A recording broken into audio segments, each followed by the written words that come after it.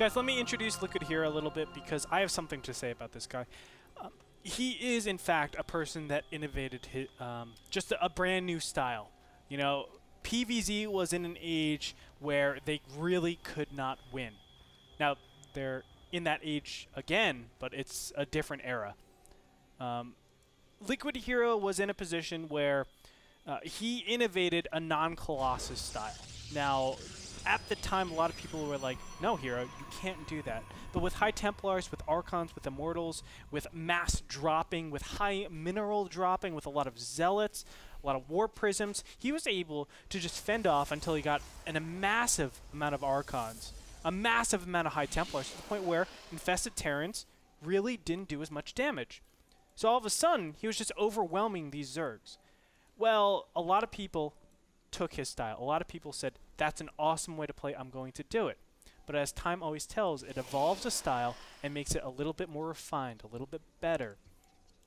And I think Hero's style has kind of been innovated to this way where you do drops, but not as frequent, and you actually get Colossus. Now, Hero has attempted to do that, but as more and more people adopted his style, Zergs quickly learned how to deal with the style, and that's why I feel like Hero hasn't been effective, because more and more people have adopted that style. There's a lot more people on ladder that you can train against, and that's why I think Sheth is in a very comfortable position against Hero, because at the time when he first busted out, it was like, what is this style?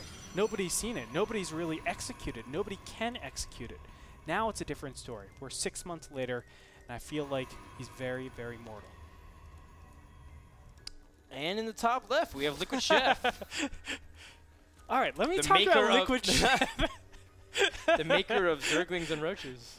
Zerglings and Roaches. A la clutch. Sheth opened up 13 pool, by the way, which is not quite the economic route of 15 hatch, or 15 pool and then 16 hatch. But it's not necessarily like the 12 pool that Nurchio likes to do, that Hyun likes to do, that kind of pressures Protoss. It's just a little bit in between, but you still get Zerglings out to kind of harass. You're going to be able to run by this initial cannon, which is really smart. But I like what Hero does also. He's just going to have a forge in his main. And that way he can, cannon in case he has to, in case he sees like an early pool. That's right. It looks like he will be able to wall wow. off. He really wants to wall this off. Yeah. I mean, this is what you really have to do until probes get in there. Very nicely done from Hero. So he's going to cancel the pylon eventually. He just wants to make sure he is safe and secure. And we're going to see that most likely being canceled. Oh, no. He's going to cancel the gateway, rather. That makes a lot more sense, Andre. No. I thought that Hero would, I don't know, for some reason I just had a weird brain fart and I thought Hero would just let him go up and just deal with his losses, but I just feel like, man, he can actually just not let them up. And that was like a weird moment for me. I think the better option actually in this case would have been to cancel both of them, because you can see 27 out of 44. This is actually influencing his gas timing. Wait, canceling both gateways? No, the one gateway and the pylon. Okay. Because again, it's influencing his assimilator timings, his ability to actually chrono boost out additional probes. You're actually affecting yourself quite substantially, even though it's only 100 minerals. It's really out of place. We're talking about like 10, 15 seconds here, but sometimes 10, 15 seconds is very hard to come by, and it can mean the world, especially if all-in's come. Oh yeah, especially in ZVP where Zerglings and Roaches can easily bypass with just given a few second window. Sheth, of course, gonna just gas up a little bit before 6 minutes, pretty standard. We want to pay attention to what he uses his first gas for and also his Evo chamber timing. We used to see Zergs drop a Roach Horn around the 6:45, 7 minute mark, but then they just said, I don't necessarily have to use it, I just want to be safe against any kind of timing if they're not doing it. And then they just go into other production. So what we're starting to see nowadays is whether or not Zergs, what kind of upgrades are they getting? Are they getting +1/+1 melee? Are they getting a missile attack? What are they doing? And also, what are they using their first initial gas for? Are they attacking with it, or are they getting things like speed out to control them? We'll make sure to actually check Sheth and see what he's doing over here. In the meantime, there is Stalker versus Zergling battles going on in the middle of the map. Hero shouldn't be surrounded here. I mean, he should be able to do enough damage, but this is a lot more Zerglings than you're normally used to at 7 minutes in the game. Now you can see Metabolic Boost not even started yet, so really banking all that. There it is, Metabolic Boost finally started. Immortal, the first thing out. I was actually just going to get around to saying this, but he will be doing an Immortal all-in, it looks like. +1 just now started, yeah, and now the gateways are going to be added on. Now it could be something like a, you know, Robo 4 gateway expansion, but this day and age I feel like Immortal attacks are just so much more powerful than going this super safe way of taking a third base. Yeah, and if you do, why? Well, you know, he could still Sentry drop. He does have a Warp Prism on the way. Yeah, that's... And if you do go for like a Sentry drop, it's still pretty powerful considering that most Zergs focus everything on the third base, right? They want to, I don't want to lose my third base, I want to defend the 2-base timing. Ohana's a big Immortal push, get the creep out, and they really ignore that main base. So it could be going against this metagame, and you'll be able to get there. But, you know, a lot of options are open. It's Hero, and it's a Warp Prism, man. Like, anything can happen. That's right. So very interesting, and he's going up to 6 gateways, so he's really trying to catch his opponent off guard here. Now, if this Warp Prism, oh my god, look at this. The Warp Prism is going directly around all of the coverage that Sheth has. This is perfect. Of course, if Sheth gets trapped up here, it's pretty much game over. With 6 gateways, you can actually pump out a ton of units over here and really force the issue. We're going to see a couple of Zerglings kind of run in here, see what his opponent's composition is. Oh, and the Roaches just leave. Oh, that is so unfortunate, the Queen sent the Roaches off to schools. We'll pick you up at 4. Except Guess what? The ride's not coming, Andre. You're not coming. You're going nowhere. You're going nowhere. Zergling Roaches really aren't going to do that much. Or rather, they shouldn't do that much, but if he catches Hero off guard, he probably can. No more Warp-ins coming in here. I think Hero is actually a little bit scared to actually use that Warp-in, but there it is. The Zerglings are going to come up in the front. They're not really going to do that much. Additional sentries are being warped in here. Very nice. What poise, man. I mean, that is so sick. Hero does manage to kill out the Roachborn and the Evo Chamber. He did lose his sentries, but still doing some pretty decent damage. Now Force trapping off the remainder of the forces and able to really protect himself at the natural. Overall, pretty well done from both sides. Yeah. Sheth could have lost way more, but Hero also managed to defend his natural really well. Yeah, Sheth doing it really nicely. Relying on those additional units to actually pop up and really alleviate that pressure. On top of it, he actually puts pressure on his opponent's natural, on the third base, making it hard not only to get the third, but also to force those warp-ins into the natural. What does that do? Stops them from warping into the main base, which actually allows him to clear that up with just his production. That's beautiful play by Sheth. He's going to go ahead and take a 4th base out of all of this. And normally when that happens and you're establishing your third base, Hero is going to need some sort of timing attack to actually remove that 4th base from the field. I mean, this third base is just so ridiculously late. 11 minutes into the game, we still don't have it up. You need to have some sort of timing. Yeah, and Sheth knows that Hero wants to play passive, so getting that 4th base is pretty logical. Hero also doing sort of a seed kind of mid-game choice, which going for 4 Stalkers and a Warp Prism. You can pretty much almost instantly snipe the drone, assuming they don't really have care-based upgrades. And you can just, you have nice mobility, especially with Blink Up, so you can kind of meet your Warp Prism later. You won't lose the units guaranteed. Hero also just doing some guaranteed damage. Also, nice use of the Observer with the Stalkers to pick off the Creep Tumor. I like this kind of harass. Very safe. Yeah.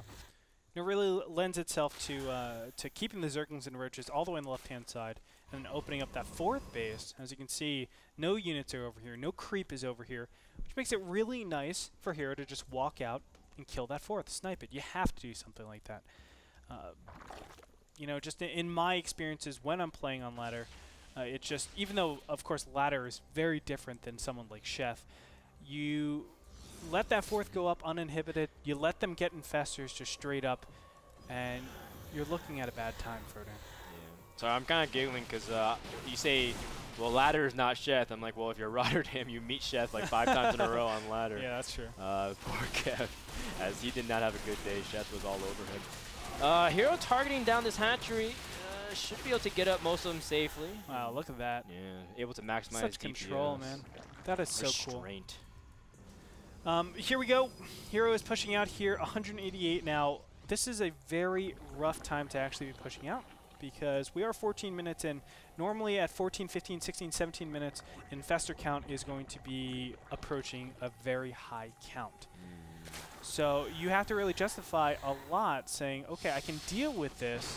I have enough units to deal with all those potential infestitarians. You see that blink? The fungal completely missed, and there was only 2 fungals at the time, so dodging half of them, able to force field before any more infestors come into it. Sheth, as a result, has to drop the infested Terrans. Awesome response here from Sheth, seeing that he can't really fungal. Now the fungal from the behind as well, from the left side. Wow. Sheth able to grab everything, but the immortal count is so high. Hero does not have the ability to reinforce, though he did lose that War Prism, and that's where he has to back off. He was able to get more Zealots, maybe some Stalkers. Something could have happened, but Sheth is now able to surround and kill off these important things. Wait, just kidding. Just War kidding. Prism survived. Now that War Prism is going to be so valuable. Don't forget this. I mean, look at that hatchery. 249 hit points left. That's only like 6 shots, 6 shots. Actually, 5 shots for sure because the +1. Or +2 maybe even has. I don't know. +2, yeah. So it's only 5 shots to kill this hatchery. That's very, very quick. So that's why this Observer is just over all the units. The War Prism is going to make, or try to make a getaway over here. He doesn't want to run into those infestors. Thank you. I thought Hero lost the War Prism, but he actually just had it AFK. Yeah. It wasn't really in the battle. To be honest, Hero actually lost out quite substantially from that battle. I mean, when you're on 3 bases, you don't have a 4th base yet. Your opponent is mining from 8 gases. That's a very, very bad position for you to be in.